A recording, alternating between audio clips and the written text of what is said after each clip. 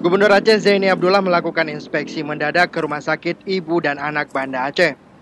Dia mengancam akan mengambil tindakan tegas jika pihak rumah sakit terbukti lalai dalam menjalankan tugasnya.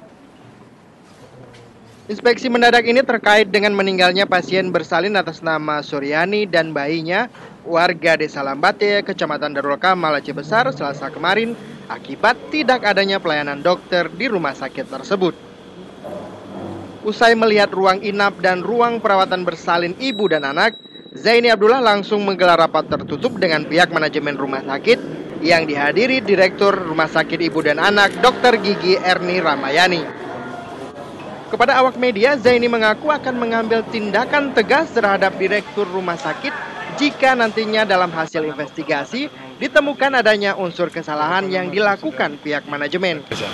Jadi saya kira harus reportnya betul-betul. Ini kita harus bertanggung jawab dalam mengenai pasien dari awal.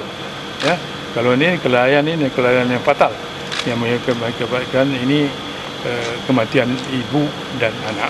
Ya, jadi saya minta supaya ini betul-betul report ini secara kronologis dan secara bertanggung jawab untuk nanti kita lihat apa yang perlu kita ambil tindakan. Tentu tindakan ini ada, ya.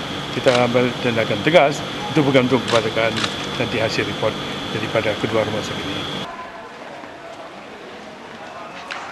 Dari Banda Aceh, Ferdian melaporkan untuk Aceh Video.